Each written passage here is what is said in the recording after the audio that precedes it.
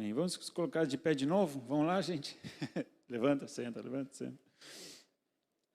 Amém. Pai, em nome de Jesus, obrigado por essas crianças que o Senhor tem trazido para a sua casa, que os pais têm tido essa consciência dessa necessidade de ensinar o caminho do Senhor, mas também de trazê-los à casa do Senhor, para que possam receber o seu alimento, a sua instrução, Pai.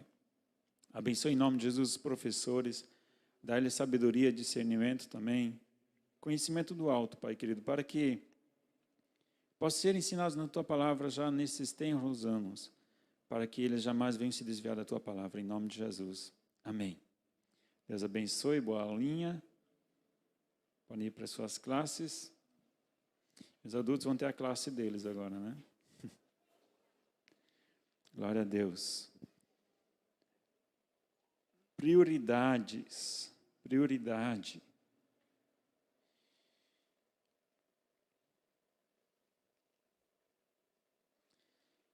Eu já mencionei o tema dessa noite no momento de dízimos e ofertas. Prioridades. Quais devem ser as prioridades de uma igreja? Existem vários formatos de igrejas, existem várias formas de funcionamento de igrejas, existem várias formas de organizar as igrejas. E qual deveria ser uma prioridade da igreja? De organização, ou seja lá, de funcionamento. Como é que deveria ser o funcionamento prioritário de uma igreja? Ou, melhor dizendo, quando a igreja surgiu lá em Atos, qual era a prioridade lá em Atos? O que os irmãos tinham, ou o que acontecia em Atos, que fazia com que a igreja fosse tão desperta, ela atraía a atenção das pessoas. As pessoas desejavam de uma forma diferente, via algo diferente neste povo. E quando nós olhamos em Atos, nós vemos lá no capítulo 2, versículo 42 a 47, Atos 2, 42 a 47, o seguinte: e perseveravam na doutrina dos apóstolos, na comunhão, no partir do pão e nas orações. Em cada alma havia temor e muitas maravilhas, sinais eram feitos pelos apóstolos. Todos os que criam estavam juntos e tinham tudo em comum.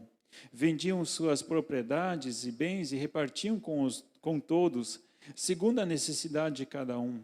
Perseverando unânimes, todos os dias no templo e partindo o pão em casa, comiam juntos com alegria e singeleza de coração, louvando a Deus e caindo na graça de todo o povo, e todos os dias acrescentava o Senhor à igreja aqueles que iam sendo salvos. Pai, em nome de Jesus, que a Tua palavra nesta noite venha com discernimento, que a Tua palavra venha, Senhor amado, como uma espada que realmente venha discernir, Papai amado, nossas intenções do nosso coração, para que o Evangelho possa ter eficiência, Pai, em nossas vidas, em nome de Jesus.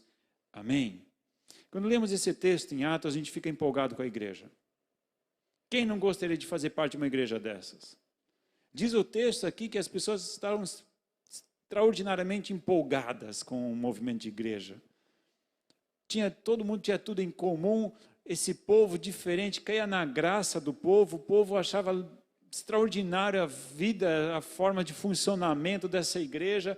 Era uma igreja que atraía, era uma igreja que funcionava de uma forma diferenciada, as pessoas necessitadas elas eram atendidas, as pessoas iam lá e se despojavam dos bens, e realmente havia algo diferente no ar, havia um negócio extraordinário, um mover, uau, sei lá.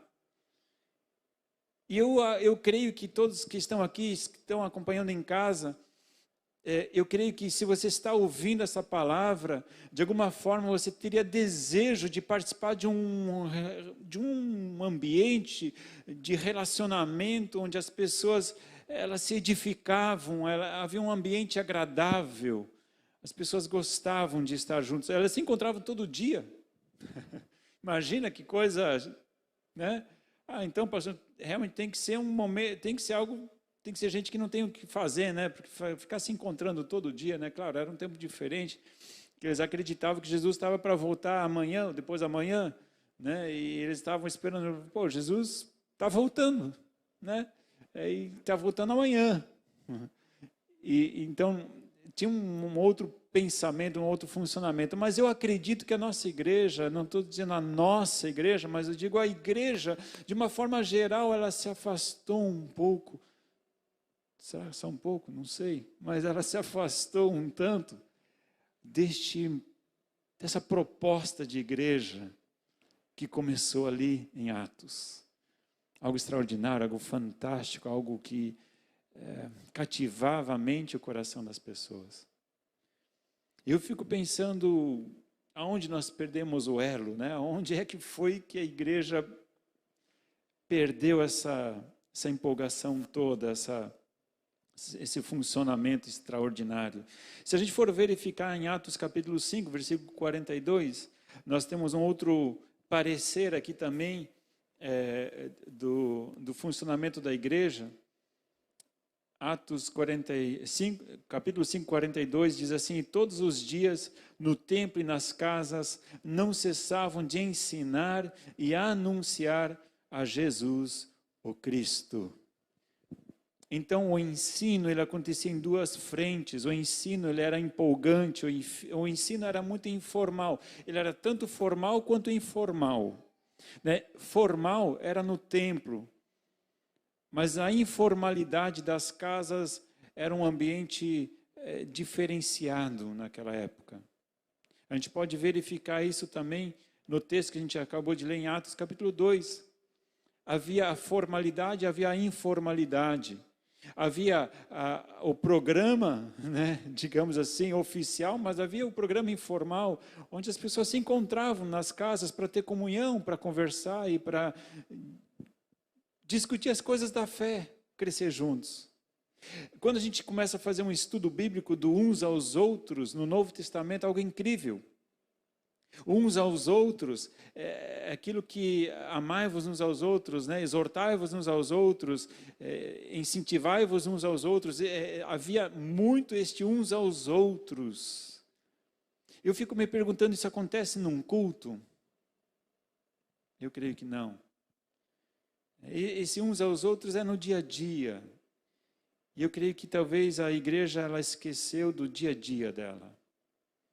Do ser igreja no dia a dia, na informalidade.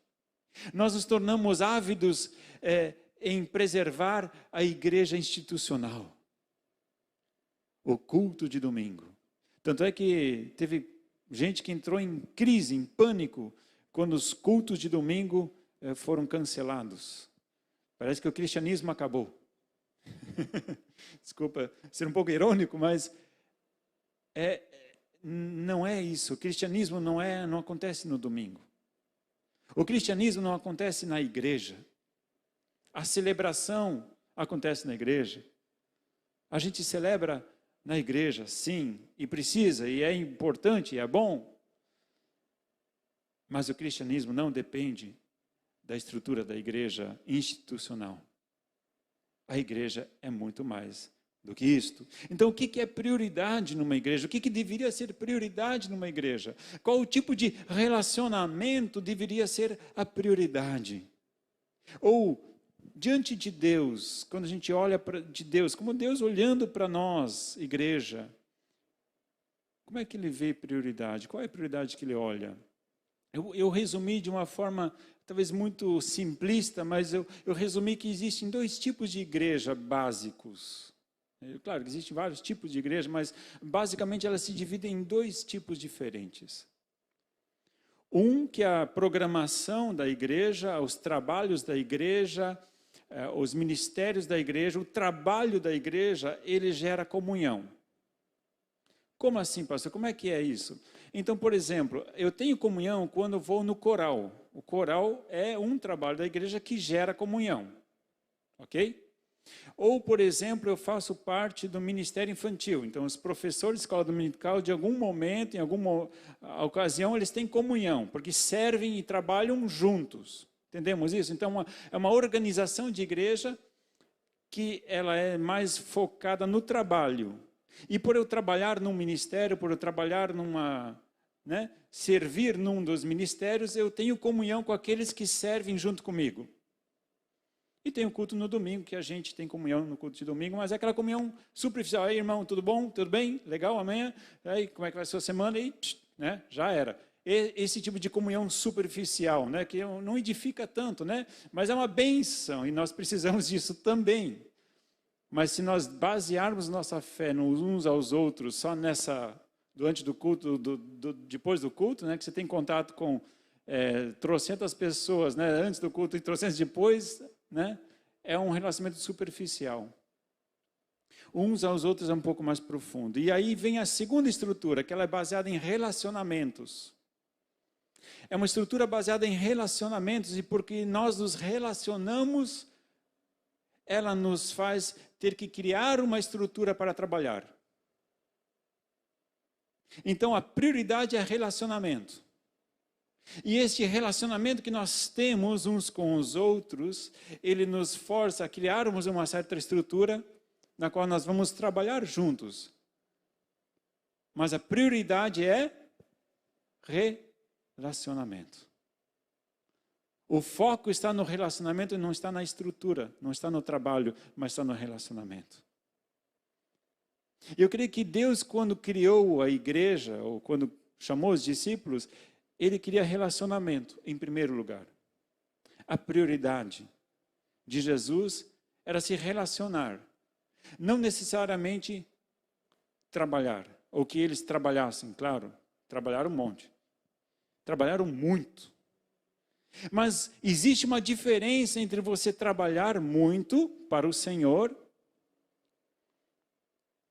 mas com o coração distante do Senhor, ou você estar próximo do Senhor, estar íntimo do Senhor, e por isso você trabalhar muito, porque Ele conquistou o seu coração. Eu vou usar um exemplo do ambiente institucional, profissional. Se você tem um colaborador, se você tem um funcionário, se você tem um empregado, que ele é cativado pelo seu trabalho, que ele é cativado pela empresa onde ele trabalha, ele é totalmente motivado. A empresa dele motiva ele de alguma forma, ele se empolga com o trabalho dele, porque ele olha para aquele trabalho e ele fica empolgado. Porque, cara, eu nasci para fazer isso. E ele se empolga naquele trabalho.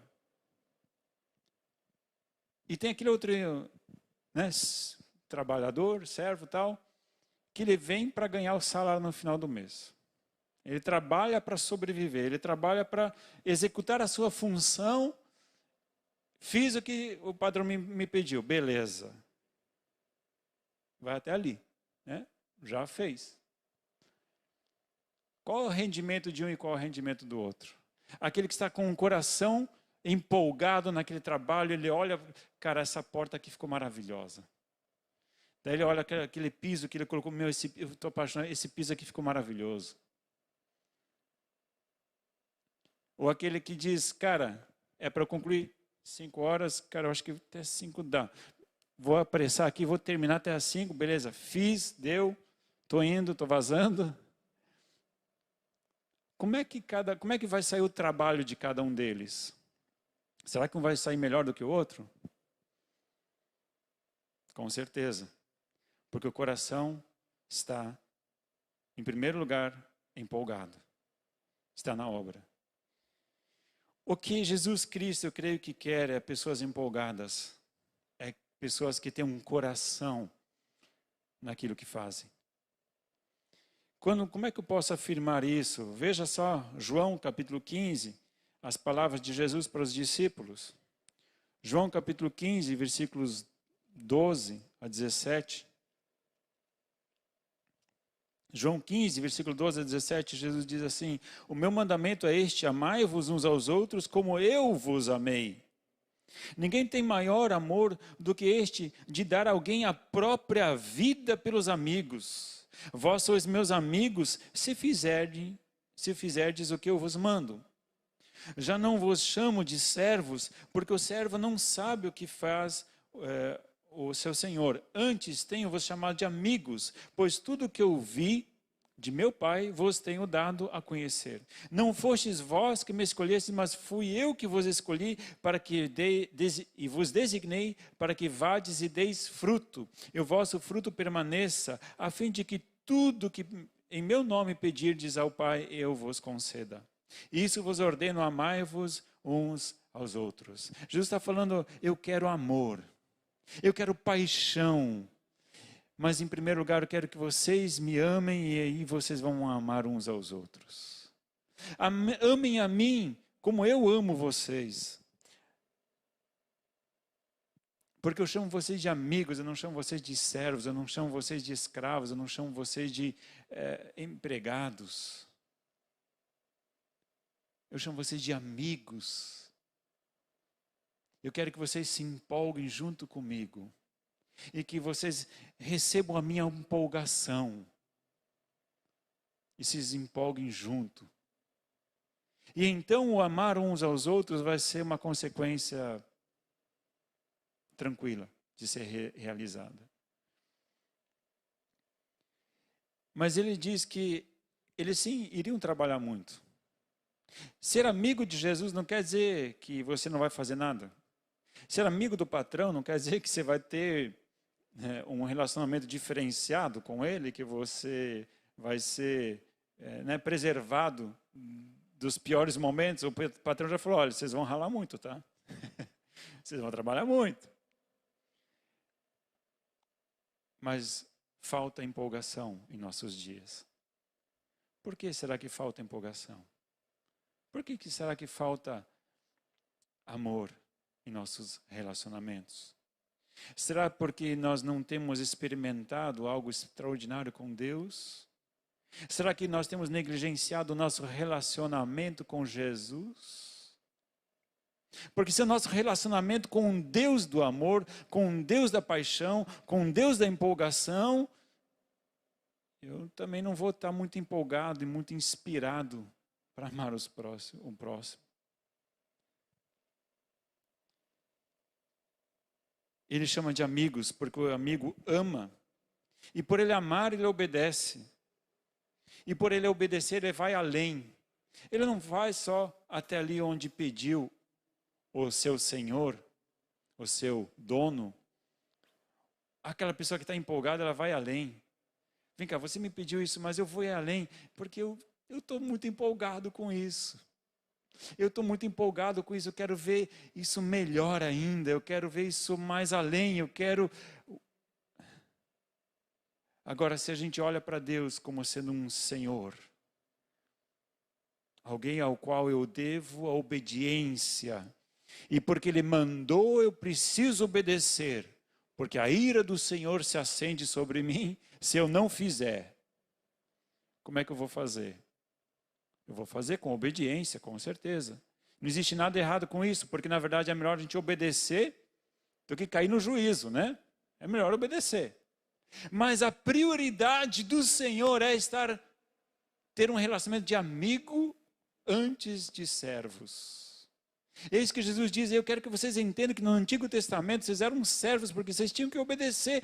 Eu dei mandamentos e esses mandamentos precisam ser obedecidos. Agora o nosso relacionamento hoje é de amigo.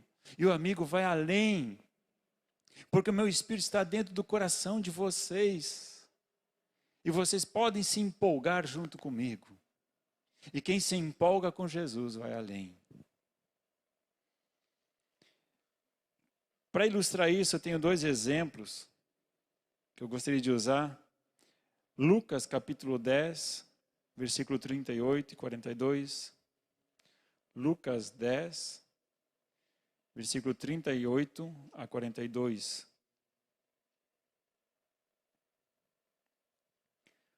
Lucas 10, 38 a 42 fala sobre Marta e Maria. 2 mulheres tementes a Deus, uma bênção. Versículo 38, indo eles de caminho, entrou numa aldeia, certa mulher por nome Marta, o recebeu em sua casa. Tinha esta uma irmã chamada Maria, a qual, assentando-se aos pés de Jesus, ouvia a sua palavra. Marta, porém, andava distraída em muitos serviços e, aproximando-se, disse: Senhor, não te importas de que minha irmã me deixe servir só? Dize-lhe que me ajude. Respondeu-lhe Jesus: Marta, Marta, estás ansiosa e preocupada com muitas coisas, mas uma só é necessária. Maria escolheu a boa parte, ou a melhor parte, a qual não lhe será tirada. Aqui nós temos dois tipos de cristianismo. E os dois são do Senhor. Não estou falando que aqui, julgando a Marta e a Maria, a questão aqui representam a forma de nós nos relacionarmos com Jesus. Tem muitas pessoas que trabalham muito para Jesus. E realmente se empenham, e melhor isso do que qualquer outra coisa. Melhor a gente servir a Jesus do que servir ao diabo. E glória a Deus por isso. Continuem fazendo isso. Mas existe algo melhor do que só isso. Não quer dizer que você não vá fazer isso também, mas a prioridade antes disso é ter um coração rendido aos pés do Senhor. Jesus, ele está neste momento olhando para a terra, olhando e buscando quem tem um coração aos seus pés. Por isso que lá no início eu falei que Jesus, ele está olhando muito mais, ele está muito mais interessado onde está o nosso coração do que as nossas mãos. Porque é com as mãos que nós trabalhamos, mas é com o coração que nós nos inclinamos para o trabalho ou para a obediência do Senhor. Eu posso trabalhar muito na obra de Deus, mas ter um coração distante do Senhor. Eu posso. Mas é impossível eu ter um coração inclinado para o Senhor e a mão recolhida.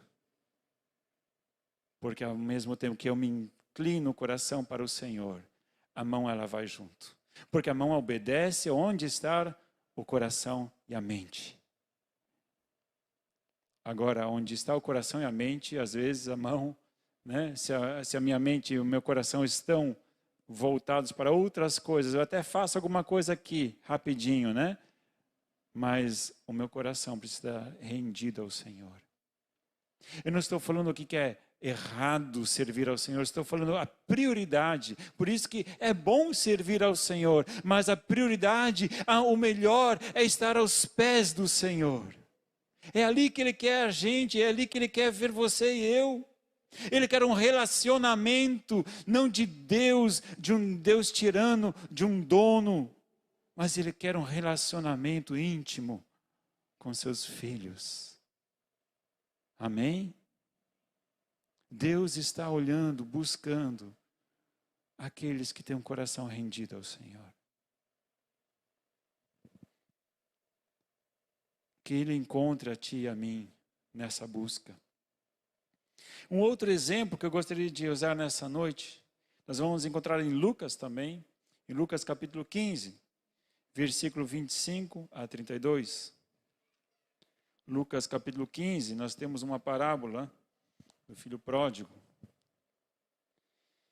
E novamente nós temos dois irmãos, né? Coincidência ou não? Mas agora é uma parábola, Jesus está contando uma história. E nessa parábola tem esses dois irmãos. Eu não vou me delongar em explicar a parábola, porque eu acho que é a parábola mais conhecida da Bíblia, né? Porque geralmente o crente desviado conhece essa parábola, né? Misericórdia aqui, que é isso, né? Foi uma bênção a gente poder servir lá no Piauí, foi em 2016, 2017, e aí encontrando um rapaz na rua, ele me pediu uma esmola, eu olhei para ele e perguntei: o que você quer? Ele, eu queria um dinheiro, uma ajuda. Eu falei, eu creio que você quer algo mais, eu tenho algo a mais para ti. Deus te ama, Ele pode resolver o teu problema na eternidade, não só o problema aqui na terra. E comecei a evangelizar ele, e aí ele olhou para mim e falou: pastor, eu sou desviado. E eu falava versículo e falava referência. Eu falava versículo e falava referência. Romanos, capítulo 8, Mateus, ele ia falando. Eu falei, misericórdia, daqui a pouco ele me evangeliza, né? Aí chegou uma altura assim, ele falou, pastor, eu sou o filho pródigo. Por isso que eu digo, essa parábola aqui é mais conhecida que, né? Eu sou o filho pródigo. Eu falei, ok. Perguntei para ele, você sabe como é que termina a parábola do filho pródigo? Sei, porque o desviado ele sabe que o filho se desvia da casa do pai, né? Até ali ele sabe, ele se identifica com aquilo porque ele também está desviado, né? Falei, mas hoje é dia do filho pródigo que está para a casa do pai. Falei, uau. E aí oramos junto, foi uma benção. Até hoje está servindo dentro da igreja, voltou para a igreja, Deus restaurou o casamento, Deus restaurou o trabalho dele, Deus colocou ele na igreja, está servindo dentro da igreja. Volte e me manda mensagem, foto ele dentro da igreja. Pastor, estou servindo ao Senhor. Né? Um ano depois eu recebi uma ligação de um código que eu achava que era trote, que era venda de alguma coisa. Aí eu atendi, ele falou, aqui é do Piauí e tal. Ele começou a explicar, eu falei, cara, não entendo, não conheço ninguém do Piauí. Daí ele foi explicando e eu fiquei muito feliz de poder ver ele agora servindo ao Senhor. O filho pródigo que volta à casa do pai. E esses são você e eu, nós devemos semear as boas novas. Devemos testemunhar. Eu sou uma pessoa muito tímida para evangelismo. Tem que reconhecer isso. Mas Deus quer nos usar.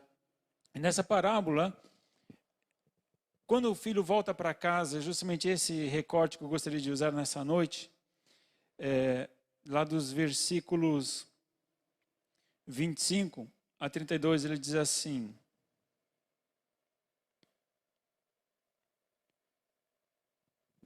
o filho mais velho estava no campo quando voltou e chegou perto da casa, ouviu a música e as danças, chamando um dos criados, perguntou-lhe o que era aquilo.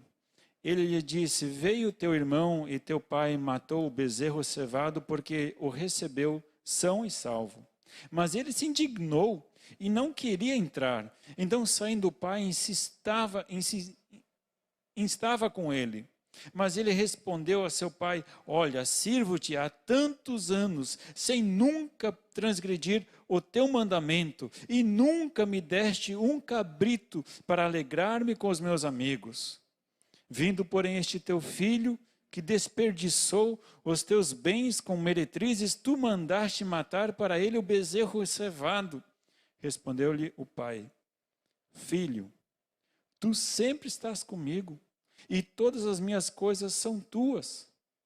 Mas era justo alegrarmos-nos e folgarmos, porque este teu irmão estava morto e reviveu, estava perdido e foi achado. Ele fica indignadíssimo com o pai. Ele falou, pai, você é injusto, você é muito injusto, você é ingrato, eu sempre obedeci a tua lei, regra por regra, eu não me desviei em nenhum momento, eu obedeci, eu cumpri tudo aquilo que você me mandou fazer, eu fiz. E mereço até uma estrelinha, né, por ter feito, né, um parabéns, um ótimo, né? Na avaliação, na prova, né? Quando o aluno faz e tira 10, ele, se colocar um bom, um ótimo, um excelente, um parabéns, misericórdia, né? E ele diz, olha, eu estou frustrado, porque não tenho reconhecimento pelo meu esforço, indignado. E eu acho tão bonito como o pai fala. Pai, com o mesmo amor que ele fala com o filho pródigo, ele fala com esse filho, né? Com esse irmão do perdido ali. Ele fala ali, mas ele respondeu a seu pai, né? Olha, sirvo e tal, versículo 30, vindo porém este filho, versículo 31, respondeu-lhe o pai. Como é que o pai responde? Servo bom e fiel. É isso? Mas tem na Bíblia também, né? Esse servo bom e fiel. Tem também. Mas o que o pai fala? Filho. Filho. Você me serve como um servo, mas eu olho para ti como um filho. Porque ele diz, eu te sirvo eu te sirvo como um servo obediente, submisso. E o pai diz, filho, tu sempre estás comigo. O que é meu é teu. O bezerro cevado é tão teu quanto do teu irmão. É nosso. Filho. A concepção estava errada na mente do filho mais velho. A mente dele é que estava errada. O problema não estava com o pai, mas a mentalidade como o próprio filho se via. Ele se via mais como servo do que como filho. Por isso que eu digo que o pai, ele tem 2 filhos, mas a decisão nossa de como nós nos relacionamos com o nosso pai. Se você se relaciona com ele como um senhor, ele vai ser o seu senhor, e glória a Deus por isso, que em primeiro lugar você tenha ele como teu senhor, amém. Agora o que ele quer, o que é melhor do que ter a Deus como teu senhor, é ter ele como seu pai. É melhor. Existe algo melhor, existe algo mais profundo, existe um relacionamento mais superior, e é este que ele está dizendo, filho, eu sei que você me obedece, eu sei que você é submisso, eu sei que você, mas eu quero que você dê um passo além, que você me ame, assim como eu te amo, e o meu relacionamento contigo seja igual. Você se corresponda comigo da mesma forma que eu me correspondo contigo, você se corresponda da mesma intensidade, que seja igual. Daqui para lá é uma coisa, mas de lá para cá é diferente. Mas o que é diferente de lá para cá? É a nossa reação diante do Pai. Porque o Pai é o mesmo Pai para todos, mas nem todos se relacionam com o Pai assim como Ele é. Por isso Jesus diz que nós devemos amá-lo de todo o nosso coração, aquilo que o Grado já ministrou antes, né? Glória a Deus, é o mesmo Espírito, já estava falando antes, continuou falando agora. É amar a Deus sobre todas as coisas. E então nós teremos Deus como Pai, porque Jesus deixou todas as coisas para se tornar como um de nós. E aí Deus diz, esse cara entendeu o negócio. Esse aqui é o meu filho. Porque assim como o meu filho deixou o céu, deixou a glória e se reduziu lá na terra, se humilhou, entregou tudo. Este que deixou tudo para me seguir, esse é meu filho também. Glória a Deus por isso. Entendemos o que é prioridade. Não é que um é certo e outro é errado. Mas é que um é melhor do que o outro. Ah, mas por que um é melhor do que o outro? Não é que a pessoa é melhor, mas é que ela corresponde de uma forma diferente. Não é que Maria é melhor do que Marta. Nós temos um erro de julgarmos qualidades nas pessoas. Maria não é melhor do que Marta, mas Maria, ela corresponde de uma forma diferenciada do que Marta. Quem sai ganhando com isso? Deus? Deus ama igual a todos. É a nós, como nós nos correspondemos. É aí que está a questão. E Deus te convida nessa noite. Eu quero te chamar de filho. Não quero te chamar de servo. Eu quero que você ande uma milha a mais. Eu não vou só na lei. A lei diz isso, mas eu vou uma milha além. Eu não vou dar somente a túnica, a capa, eu vou dar a capa e a túnica. Vocês estão entendendo o um a mais, ou caminhar a segunda milha, é aí que está o passo do amor. Porque o servo, ele vai até ali onde diz a lei, mas quem está apaixonado pelo Senhor, ele vai além. Deus está procurando pessoas apaixonadas por Ele. Deus está procurando uma igreja apaixonada por Ele. Por isso que as pessoas vinham em Atos e entregavam tudo. Não estou falando que é para você vir entregar tudo. Estou falando que você deve entregar o seu coração primeiro, porque depois de você entregar o seu coração, você não tem mais reserva, você já entregou tudo já. Porque o teu coração já está no altar. E nada mais tem valor, não tem nada mais que tem mais valor do que aquele que deu tudo por você. As coisas perdem seu sentido. Quando você está apaixonado por alguém, as coisas perdem seu sentido. Porque você quer estar com a pessoa. Aleluia. Que nós nos apaixonemos pelo Jesus. Que nós nos apaixonemos cada vez mais por isso. Um Deus amoroso, um Deus gracioso. Aleluia. É isso que Deus está buscando na sua igreja. É isso que Deus está buscando em você e em mim. Eu quero concluir essa ministração. E esse texto me veio esses dias, eu nunca tinha relacionado esses dois textos. E de repente esses dias me veio sabe aquele clique, né? Cara, realmente faz sentido esses dois textos. 1 Mateus 7, 21 a 23. Mateus capítulo 7, versículos 21 e 23 diz o seguinte. Jesus falando aqui, no Sermão do Monte, ele diz assim: nem todo que me diz Senhor, Senhor, entrará no reino dos céus, mas aquele que faz a vontade de meu Pai, aquele que faz a vontade do meu Pai, que está nos céus. Muitos me dirão naquele dia: Senhor, Senhor, não profetizamos nós no teu nome, em teu nome não expulsamos demônios, em teu nome não fizemos muitos milagres?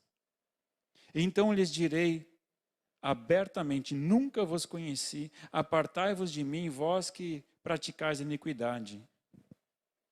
Aqui tem pessoas que vêm diante do juízo de Deus e elas se justificam com suas obras dizendo: ei, olha só, eu fiz isso, eu fiz aquele outro, eu fiz, e grandes coisas eu fiz, milagres, expulsando demônios, e pá, eu sou o cara, porque eu fiz, eu tenho direito.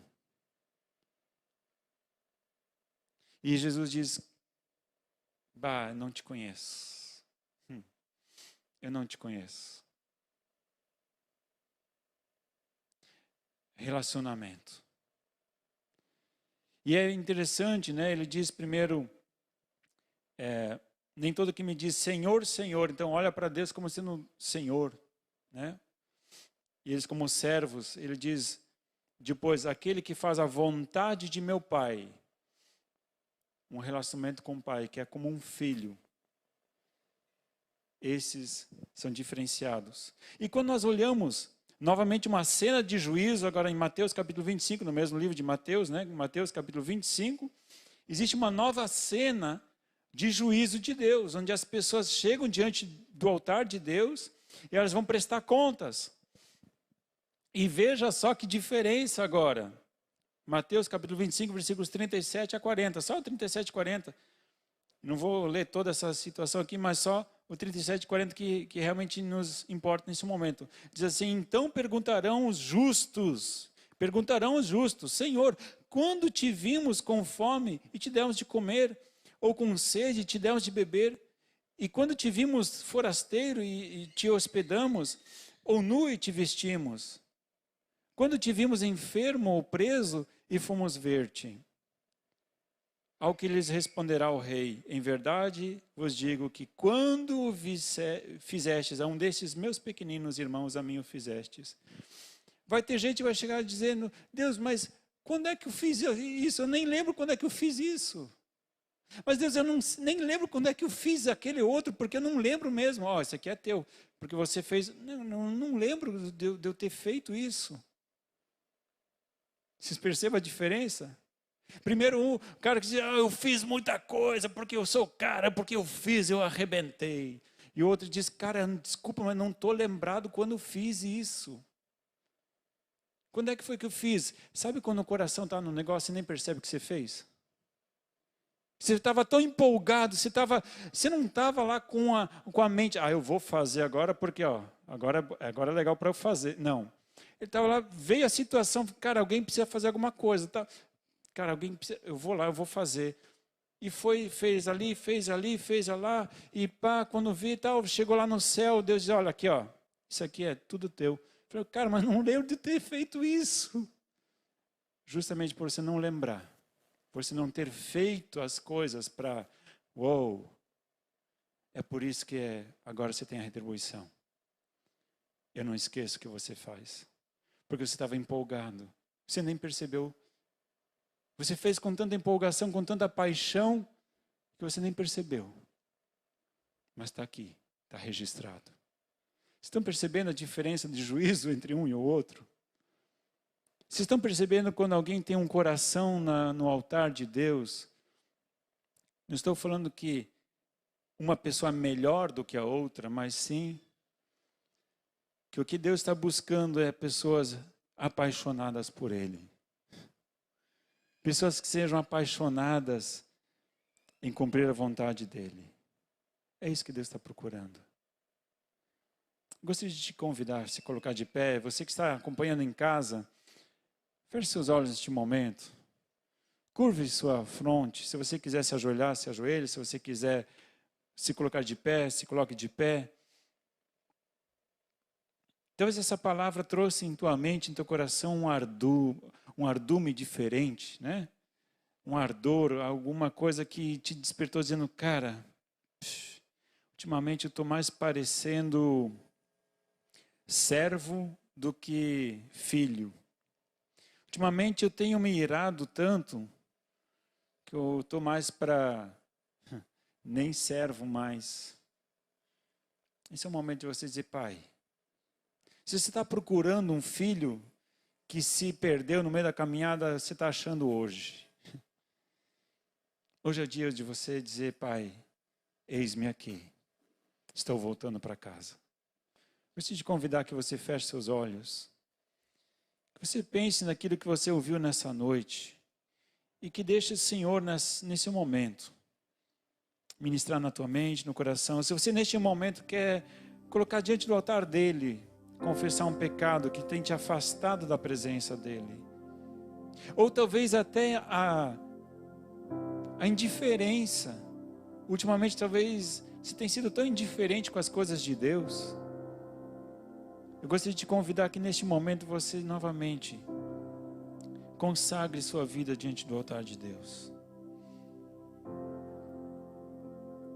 Talvez a rotina do dia a dia tenha tirado o teu momento com Deus, o teu relacionamento com Deus. Então este é o momento de você dizer, eu quero tomar um novo propósito contigo, meu Deus.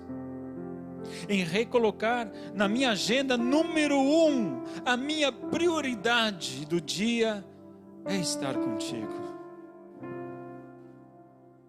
Este é o momento de você dizer, Senhor, me perdoa.